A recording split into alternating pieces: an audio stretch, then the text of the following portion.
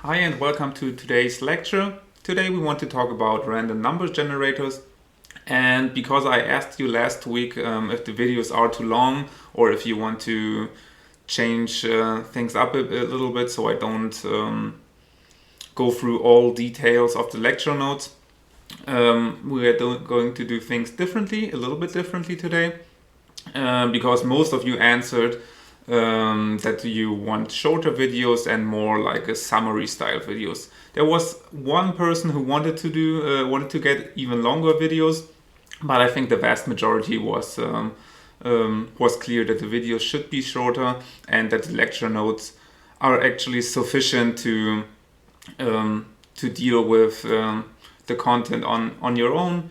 And so I'm supposed to only give a summary and focus on the details or the tricky parts, as some people put it. So today is my attempt to do that. So instead of looking at our studio, we'll look at slides instead, because today's lecture is not that heavy on the R programming part, but on the theory on how to generate random numbers. And so slides are probably more appropriate anyway for this kind of talk. But I will see how I will deal with the varying content in the future. So yeah, let's just try to go at it like this. And then you can let me know if this new format of the videos is better, or if it should be, if we should change up things even more. In any case, one comment was that we should get more dinosaur plots, and of course I kind of want to deliver on that, so here's another dinosaur plot. Yeah, there's that. And now that we've covered that, that's a very specific plot we see here, so there's probably nothing random about this here, because the chances are that we see a dinosaur in a random scatter plot are very slim. So this is why this is not really our topic, but still it's nice to look at. So let's look at something that is more in tune with what we want to do in this chapter. Here is a scatter plot of randomly scattered points within the unit square. So you see here it's from 0 to 1 on both axes, and it looks pretty random, right? There's no really detectable pattern in here, at least none I can see. Similarly, you could think about a picture like this if you're thinking about randomness. Here it still looks pretty wild. I mean, the points are scattered in, well, they're scattered in all directions. Not completely all directions, but still they are scattered a lot, and there seems to be no pattern in there. At least none that we can discern immediately.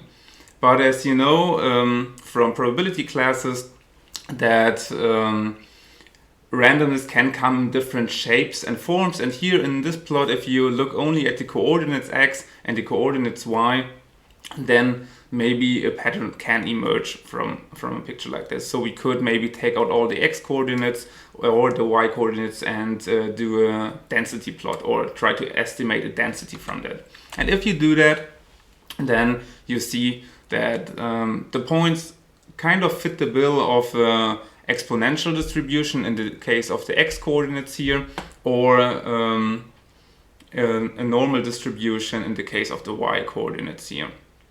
You can see that because I plotted the real distribution functions or density functions into the plot via these dashed lines. And of course, in this picture here, it looks random, and we saw, okay, it fits some characteristic of randomness because, well, in this case it has the characteristics of an exponential distribution, which we think of as random, or as the characteristic of a normal distribution, which we also think of as random. But still, nevertheless, I created those plots, and I can recreate them at any time I wish to do so. And this really implies that there's nothing fundamentally random about it, in the sense that it's not recreatable. We don't know what is going on there. We can, in theory, recreate any random number if it comes from a generator. The point of the random number generator is that it looks random, so that we can generate plots as we've seen just before. But of course, we will need to keep in mind that they're not truly random, but they look at least apart. That is what you have to keep in mind. And today we want to learn how to do all of that. So how to generate these random numbers for all kinds of distributions. So as you've seen here, I have generated random numbers for an exponential distribution or a normal distribution. Okay, so one way to do it, it's the pretty easy way to do, is via a linear congruential generator. This helps us to create or simulate realizations from a standard uniform distribution. So a random variable that takes any value between 0 and 1, so any floating point value between 0 and 1 with equal probability. And here the idea was to use a linear congruential generator.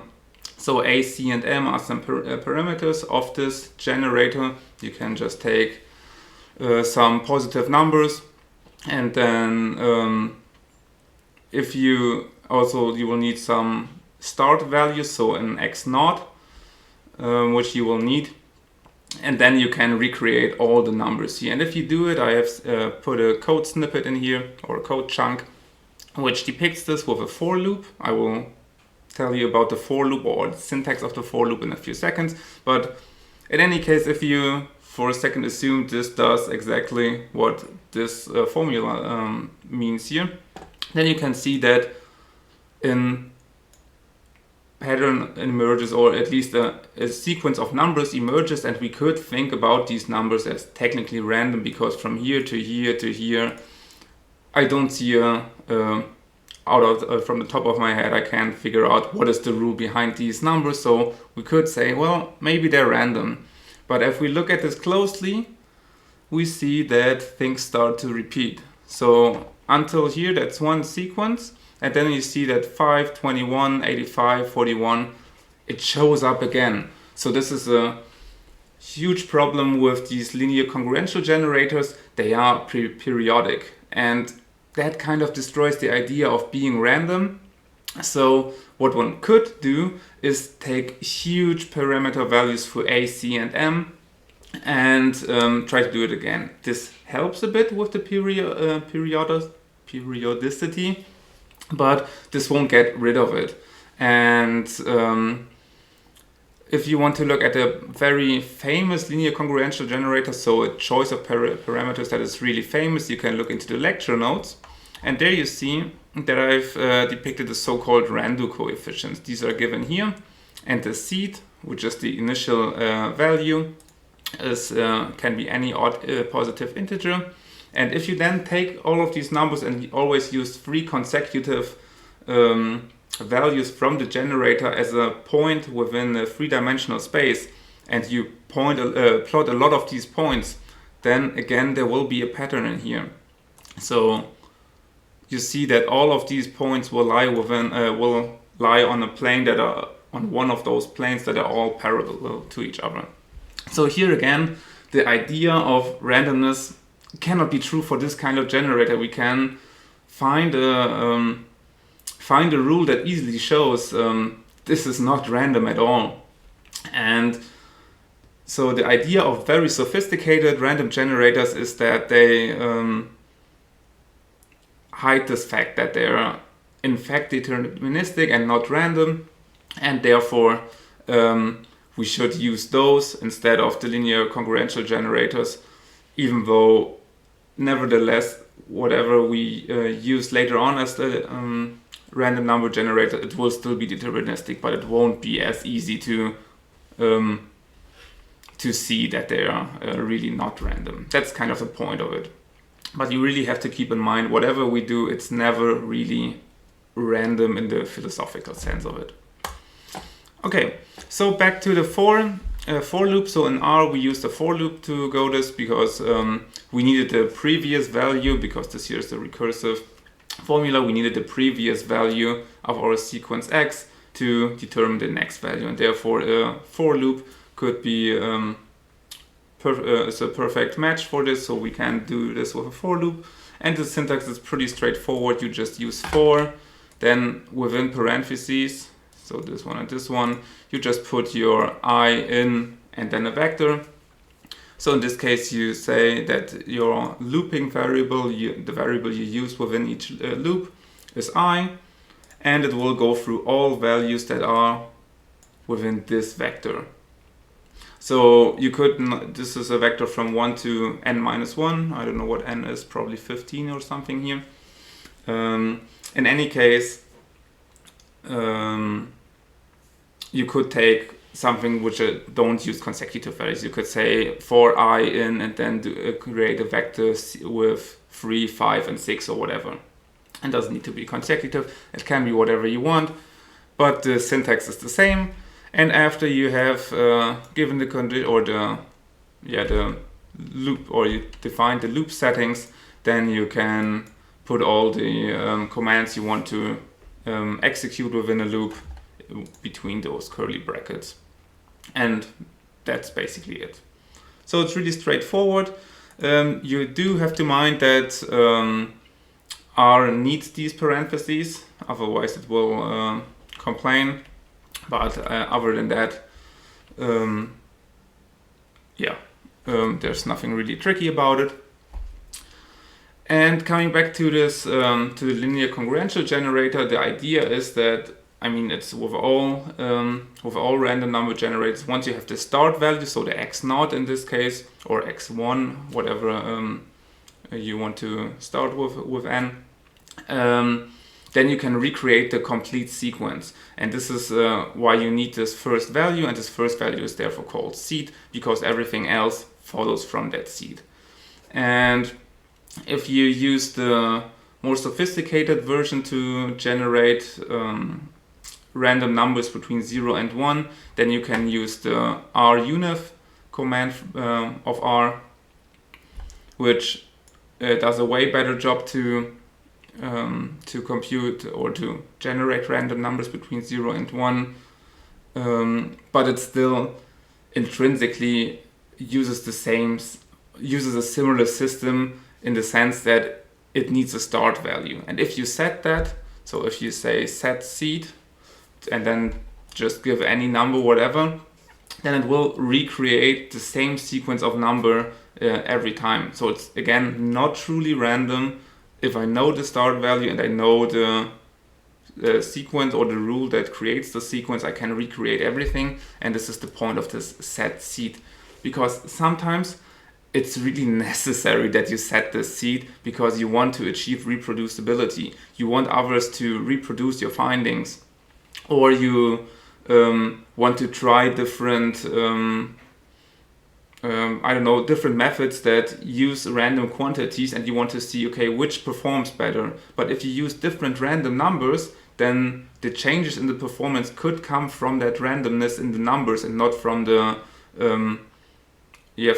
method itself. So this is why before you execute one method, you will then set the seed, and before you execute the other, you will set the seed again, and then you will know, okay, it uses the same random numbers, so the results are more or less comparable. So sometimes you will really need it. And again, reproducibility is really an issue. In my first master's thesis in the US, I kind of not set the seed, and then again, once I've ran a lot of simulations, I figured out that I had a mistake and I had to do everything again, because I couldn't just tweak these few things that had an error in them, because I didn't know which random numbers were used. And this is why I had to redo everything, and it could have been avoided if I had set the seed, so it's a really good idea to do it. But be aware that you not set the seed in each step, whatever you do, because then you lose, of course, all randomness, which is also not a great thing to do. All right. So as said here, this command runif is the mother of all random numbers, because once you can generate numbers between 0 and 1, so uniformly distributed numbers between 0 and 1, then you can simulate basically everything else. With the exception of probably a few really weird distributions. I don't know if they don't have any analytic expressions or whatever, then you might run into trouble. But in a vast majority of cases, you probably can go from uniform distribution to whatever distribution you want. And this is why I like to call it the mother of all random numbers. So this R-uniform or R-unif command is really something which you will need. And incidentally, it's also the only command you get to use in the exercises, because everything else you will need to implement on your own. But of course, you can use this really great random generator between 0 and 1. Okay, so how do we get from the uniform distribution to any other distribution? Well, one idea is to use the information on the target distribution. So say you want to get a different uniform distribution between a and a plus b, not between 0 and 1, then you can simply transform your random variable that is between 0 and 1. You just multiply it by by b and add a to it. In any case, there is a real from probability theory, you know how the uniform distribution relates to the distribution that you want, and then you can simply run that computation with the random numbers, and the resulting random numbers will then can be considered to be realizations from that new distributions. So that's basically the idea behind this, and there is not always a really great transformation you can use. For instance, transforming between uniform distributions, as I just said, it's easy, it's a linear transformation, but it's not always a linear transformation, so you need other transformations. And one transformation that always works is part of the inversion method, which uses the inverse function of a distribution. So say you want to get an exponential distribution and you only can simulate uniform distribution. Then you can compute the inverse or the quantile function of the exponential distribution using the distribution function of the exponential, inverting it, and then you get the inverse. And then you know from probability theory that if you stick a uniform variable into that inverse function, then this random variable has the same distribution as the variable which has this quantile function. So I've written it in here, and formulas is pretty easy to see. It's kind of hard to describe in words. But so if you stick u into the inverse function or the quantile function of x, then this random variable will be distributed as x. And this holds true in any case. So often it's a matter of finding the inverse function, and then you can sort of straightforwardly transform a uniform distribution. So here's an example. As I just said, this is an exponential distribution, and the inverse looks like this. It's pretty straightforward calculus, and then the code is really simple. You set a seed for reproducibility. You just simulate a couple of uniform realizations, and then you transform these values. Here I had to save lambda in between because I said my parameter lambda should be 2 in this case. And that's it. That's a really simple and straightforward algorithm, but it kind of always works. So here you have seen there are two methods. So we have now covered the first one. Let's talk about the so-called acceptance rejection method. It's the idea behind this acceptance rejection method is that if you take realizations and stick it into the so say you simulate exponential distribution realizations from an exponential distribution, just as we've done before, or we've just learned. And if you stick that realization into the density function of an exponential and multiply that value by something which is between 0 and 1, then of course you will simply fill up the area below the density. because it makes sense. I mean, the x coordinate is just something that is randomly taken from the support of the distribution. Then you stick it into the density, so you would get something on the red line, and then you multiply it by something which is between 0 and 1, and therefore the point will then end up somewhere in here. And because you always take different values or you use random values, these points always change. And this way you can fill up the density below the area below the density, and this is another sign for the fact that that we are really simulating the right distribution here. And of course, if you multiply not by ui here, but by say 3 times ui, the same thing will happen. It will just fill up the area between 3 times the density. Alright, so that's the idea. You can just take a multiple of the density, and because you can simulate that distribution where the density is from, then you will fill up the whole area below this curve, below this multiple of the density. And now, if you want to simulate a different distribution, but you can't fit the density below this line here, then you can simply say, okay, you know what, I will simulate my exponentials.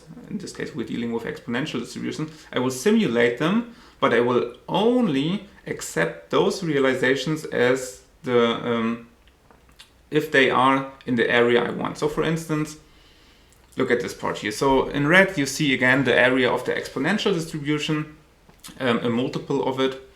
And in green, you see the density of a gamma distribution. So I know now that if I simulate from my initial distribution, and so my exponential, then I will fill up the whole area in red. But if I only accept those values that fall within the green area, then I know, okay, this can be considered as a realization from the gamma distribution, so from my other distribution. And that's basically the idea of this acceptance rejection method. Simulate realization from your first distribution, which you can simulate, until you fall within the correct area, and then accept that. Otherwise, reject it and repeat until you get one realization that is in the correct area. And that's basically the idea, and you can you can do this as many times as you wish. So this whole repeating and accepting, or more importantly, this whole rejecting multiple times until you at some point accept it, is just for one realization of this unknown distribution, or of this second distribution. So if you want to get more realization, you will have to repeat all of this over and over again. So you will need to, if things go wrong, you will need to simulate a lot of random numbers only to get one realization from the distribution you actually want to get. So it is advisable to choose a constant, so the multiple of the first density functions, such that not a lot of area is missed, basically. So not a lot of area, there's a huge amount of overlap, and as we can see here, that's kind of the perfect match, because we cannot go any lower with the red line, because then we'll have part of the green area outside of the red one. So you have to kind of make sure that they match as much as possible, but of course it won't be possible to get a perfect match. That's what I was trying to say.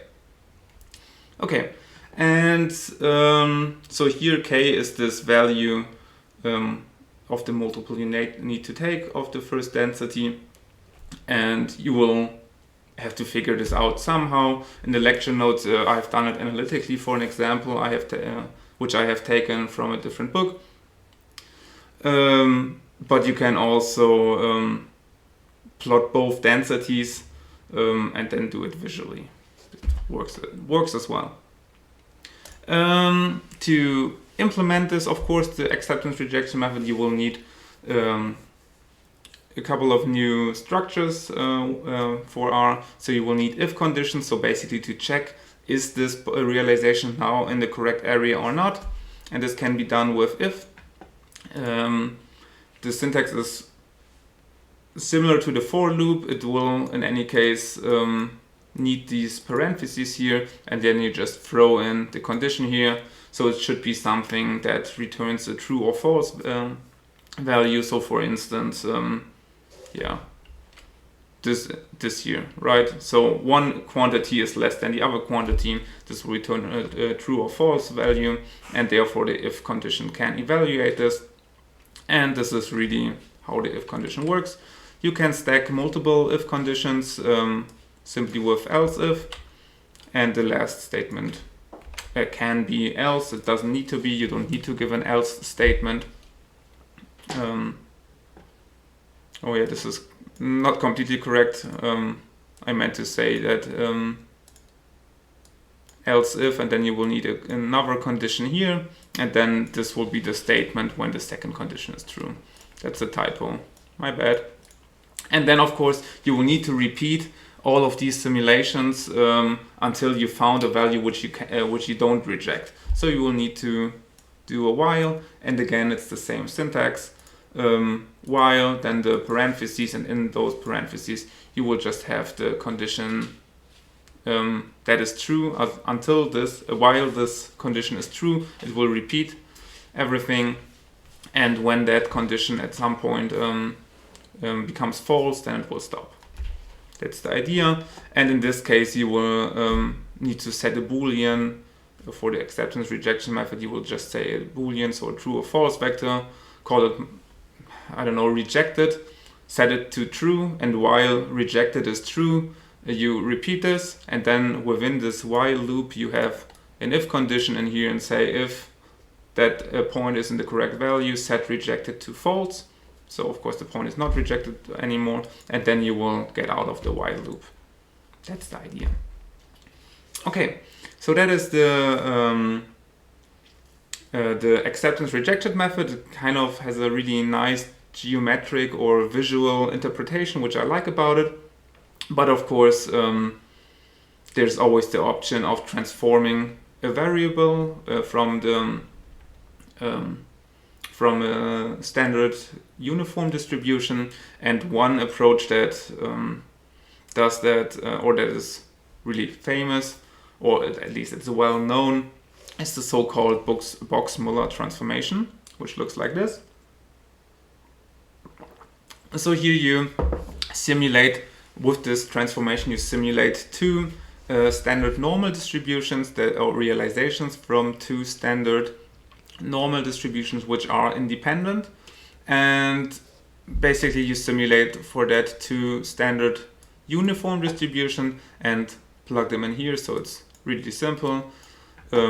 Set a seed, determine how many points you want to simulate, and then for u and v simulate independent realizations from a uniform distribution, or from a standard uniform distribution to be more precise, and then just plug this in according to these formulas here, and that's it.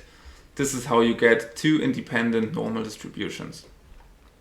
So if you then draw a scatter plot, or not a scatter plot, a histogram for each component, so x and y, then you see, okay, this fits the bill of a standard normal distribution, and the black line here is that density of the correct distribution. But one thing I always said, or I was always saying with the box Muller transformation, is that it creates two independent realizations from or two realizations from two independent normal distributions.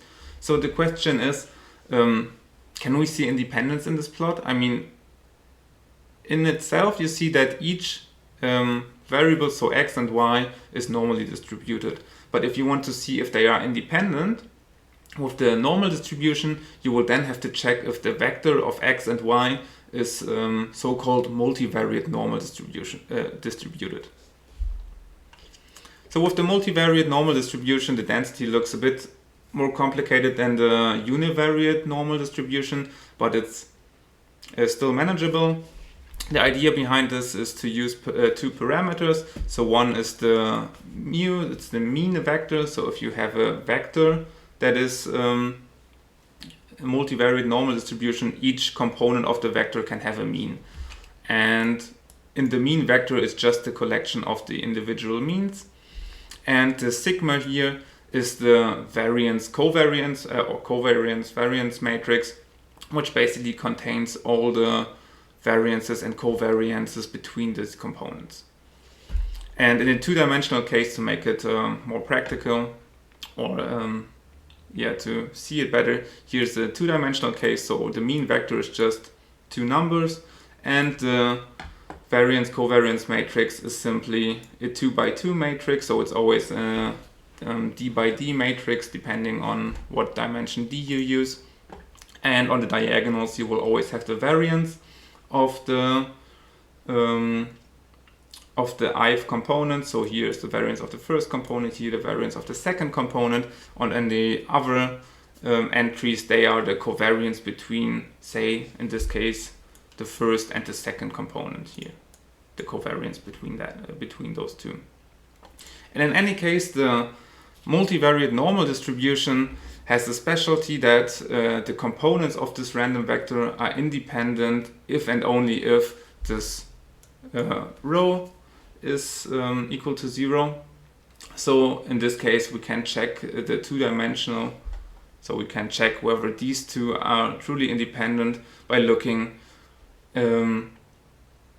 by checking if the two-dimensional scatter plot basically of these 2 points look like the density, or is concentrated like the density implies it, like the two-dimensional density.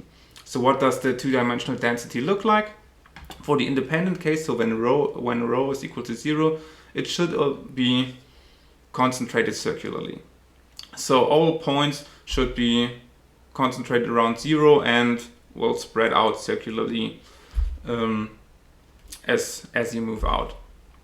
But if you have a high correlation between the two components, then for instance, say if you have a positive correlation, then it will look something like this. And if you have a negative correlation, it should look something like this. So here we have a correlation of minus 0.8. So that's quite a strong correlation, a negative one. And here it's the same but a positive one. Okay, and also in this plot, mu, so the means are equal to 0 and the variances are equal to 1.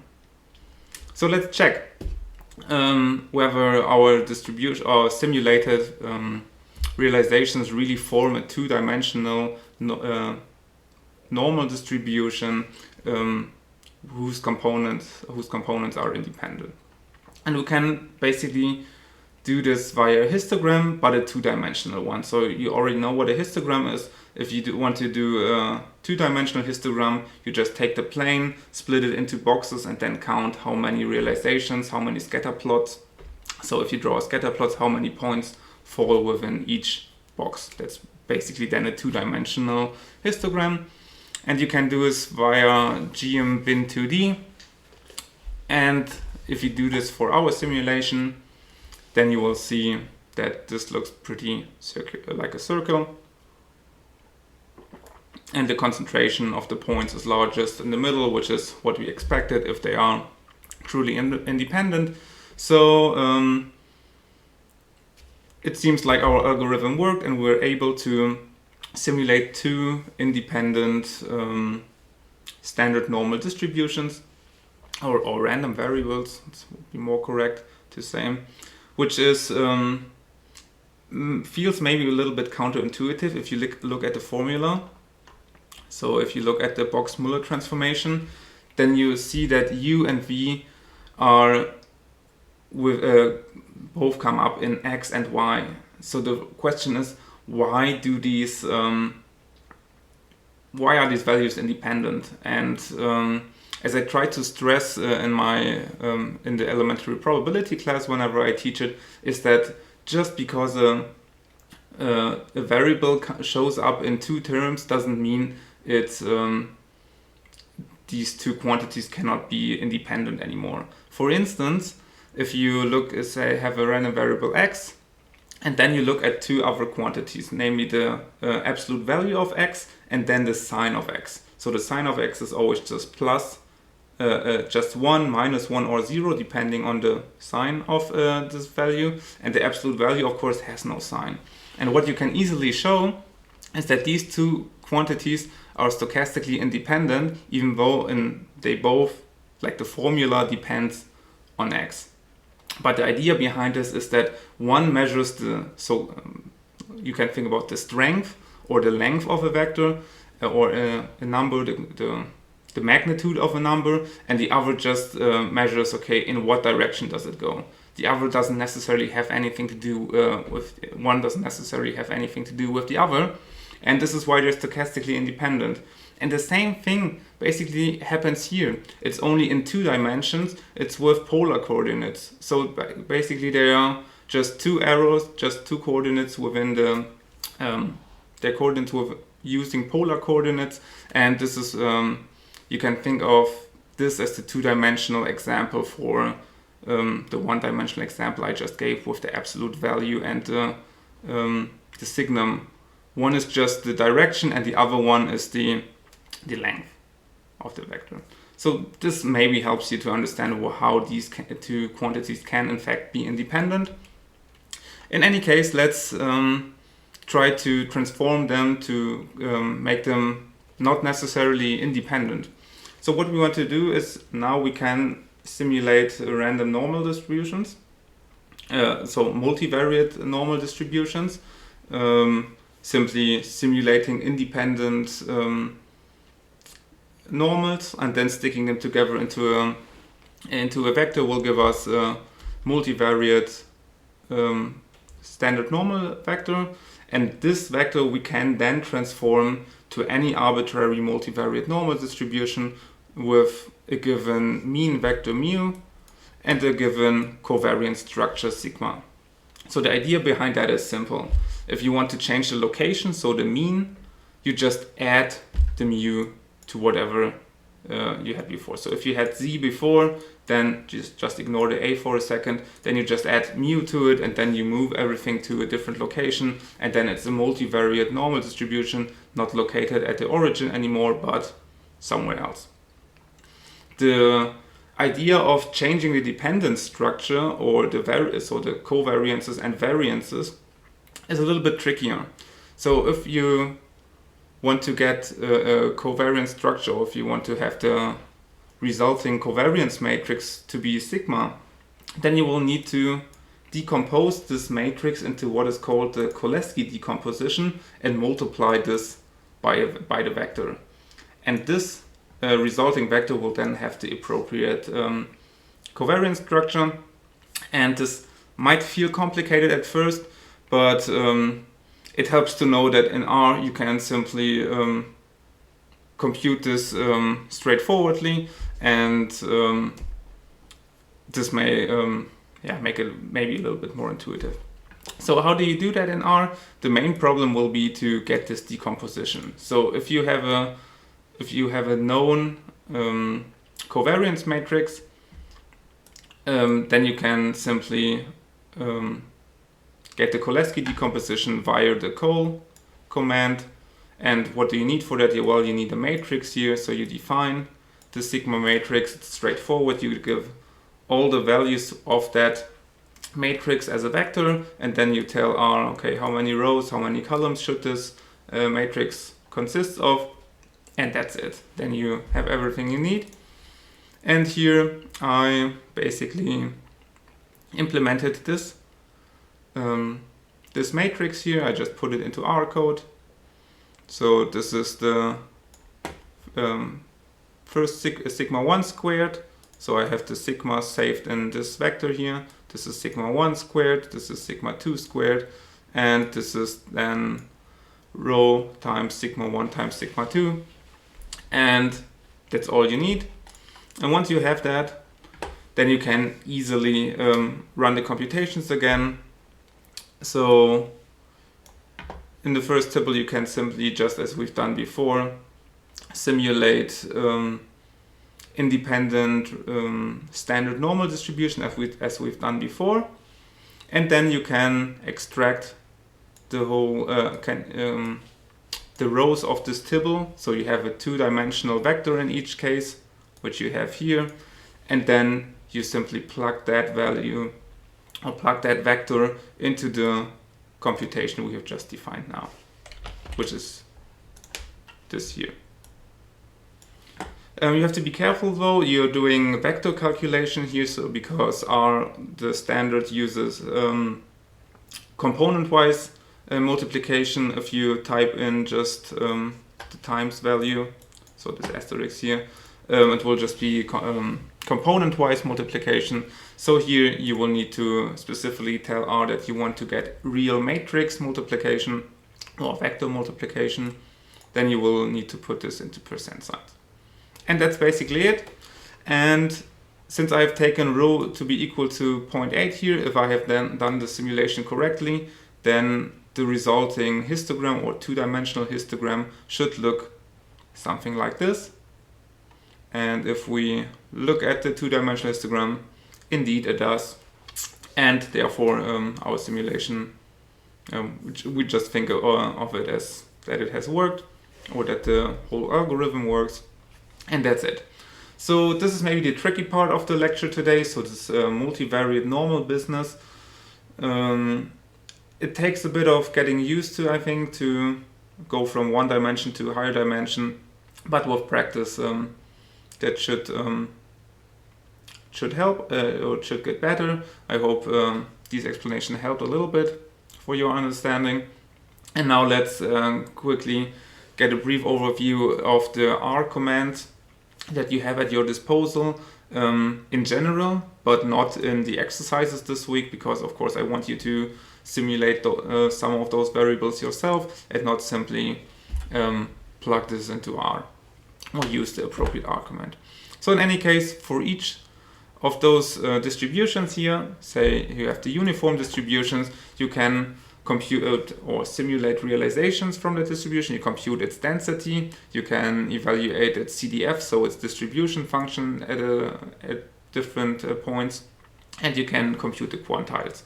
And the system is always the same. You have basically an abbreviation of the distribution. So for uniform it's univ, and then you just put R, D, P or Q in front of it for realization density. Well, CDF is not really written with P, but probability is. So here you will have to remember this one. Or you use Q for quantiles, and this is the same for each distribution. So for the Poisson distribution it's pois, for exponential is x, and so on. And basically that's this way it becomes really easy to simulate random numbers with R. But again, in the exercises you will have to do this on your own. You do have to be aware that some of the distributions of that are implemented in R use a different parameterization of, for instance, the density than maybe what you are used to from your probability classes. You will have to be aware of that. For instance, the geometric distribution has two versions in the literature with respect to how it is defined, and therefore R has only one version implemented, and in the exercise you will need to deal with the other version. You will need to figure out how to get from one version to the other. So this brings us to the exercises. Some people in the survey I did earlier this week, some people commented that I should maybe introduce the exercises or give some remarks about it. So this is what I'm doing now. So the first exercise this week is designated for you to practice with for loops and if conditions. And what I'm trying to do in that particular exercise is to make you see that even though for loops are convenient a lot of times, it's not always necessary to use them. So for instance, you can do the same task in that exercise with a for loop or without it. And often doing something vectorized without a for loop is faster or more practical. So just keep that in mind. Then the next exercise deals with the efficiency of vector creation.